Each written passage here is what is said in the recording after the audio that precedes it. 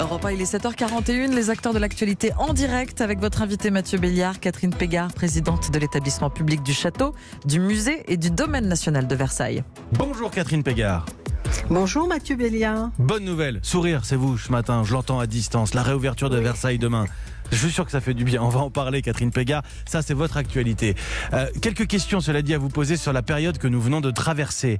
Versailles ferme ses portes, ses grilles plutôt, à la mi-mars, sans trop savoir quand vous pourrez rouvrir. 1000 salariés, 68 entreprises sous-traitantes qui travaillent avec vous.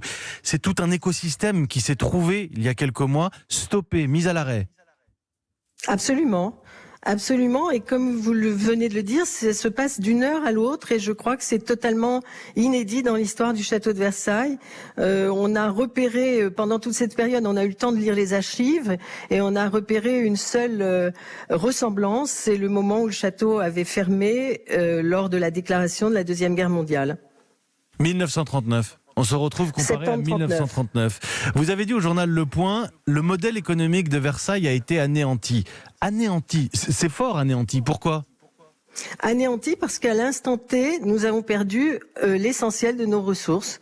Nous avions, comme vous l'avez dit, 8 millions de visiteurs, 80% étaient des étrangers et la billetterie représente autour de 75% de nos ressources propres, lesquelles constituent 85% de notre budget. Alors ce sont 3 chiffres pour dire que, effectivement, nous devons rentrer dans un autre monde.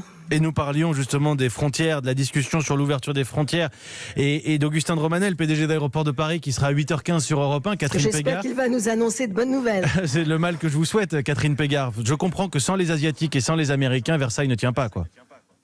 Ne tient pas. En tous les cas, il faut recréer un autre modèle économique. Et ça, c'est difficile, ça prend du temps. Mais vous comprendrez qu'aujourd'hui, j'ai pas trop envie de parler d'économie parce qu'on veut se réjouir. Réjouissons-nous. Je voudrais aussi rendre hommage au personnel qui ont travaillé chez vous pendant cette période de confinement. Parce qu'il faut pas croire, l'activité a été stoppée, mais cet écosystème, ce microcosme, vous n'avez pas chômé pendant le confinement. En fait, l'activité ne s'est jamais arrêtée et je crois que du jour de la fermeture à ce matin, nous n'avons cessé de penser au jour où les grilles du château de Versailles pourraient se réouvrir. Et il y a d'ailleurs quelque chose d'émouvant à penser que les mêmes qui les ont fermées vont les réouvrir. Je le dois à tous les agents du château de Versailles qui se sont parlé pendant toute cette période, qui pour certains d'entre eux étaient loin de Paris, confinés et qui pourtant appelaient tous les jours pour vérifier l'état du château de Versailles. Et nous avons fait vivre ce château, bien sûr au ralenti. Nous avons continué à entretenir les jardins. J'entendais tout à l'heure que les herbes folles poussaient dans les jardins de Paris. C'était la même chose au château de Versailles. Nos jardiniers ont entretenu les jardins pour qu'ils montrent leur meilleur visage demain. Et puis nous avons fait des choses qui paraissent parfois anecdotiques, mais qui sont importantes. L'horloger est venu chaque semaine remonter les pendules pour que le château ne soit pas plongé dans un horrible silence, parce qu'on dit que les mécanismes des pendules anciennes peuvent s'enrayer très vite. Un de nos conservateurs a joué chaque jour l'orgue de la chapelle royale pour ne pas qu'il se désaccorde. On a dépoussiéré la galerie des glaces, qui ne l'avait pas été depuis 2007 lors de la restauration de cette galerie. Et tout ça, ce sont des petits boulots, si j'ose dire, mais des petits boulots qui nous prennent beaucoup de temps. Et donc, on a mis à profit cette période sinistre par ailleurs pour faire ces travaux.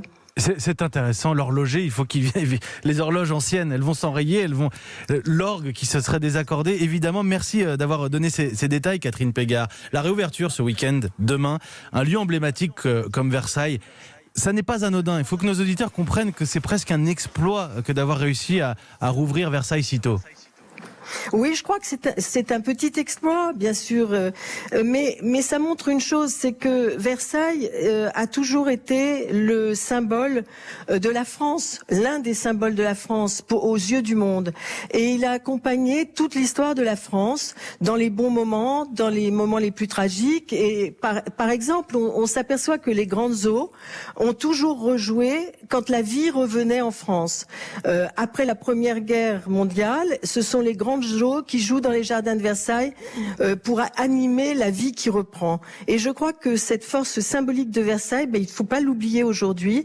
C'est Versailles qui nous donne cette chance de pouvoir continuer à vivre dans le monde d'aujourd'hui. Et c'est du rayonnement de la France aussi dont il est question. Alors on l'entendait dans le journal de 7 heures, les portes du château s'ouvrent, 400 personnes par heure, 7 fois moins que d'habitude, hein, c'est bien ça ?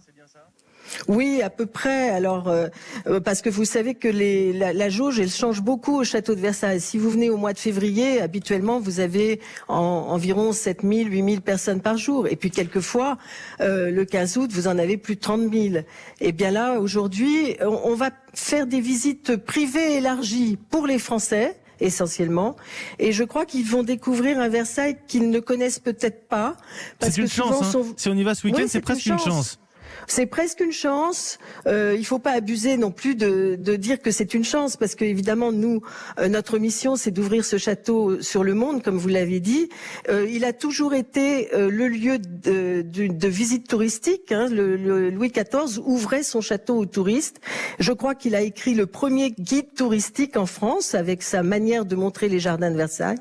Et donc nous poursuivons cette même idée que le château de Versailles ne peut pas vivre sans le monde. Donc il faut venir au château de Versailles. C'est pas seulement un lieu de pouvoir, c'est pas seulement un musée, c'est aussi un musée de plein air avec ses 400 statues, ses 800 hectares. Et donc ce sont aussi des promenades, c'est du plaisir de venir à Versailles. Et ça le sera ce week-end, j'en suis sûr, Catherine Pégard, avec des masques à l'intérieur, la sécurité, le protocole sanitaire évidemment respecté et la réussite de la réouverture des grilles du château, du domaine de Versailles. Merci Catherine Pégard d'avoir pris quelques minutes pour les auditeurs d'Europe 1 ce matin, présidente de l'établissement public du château, du musée et du domaine national de Versailles. Je vous souhaite un très bon week-end de réouverture. Les acteurs de l'actualité en direct sur Europe 1.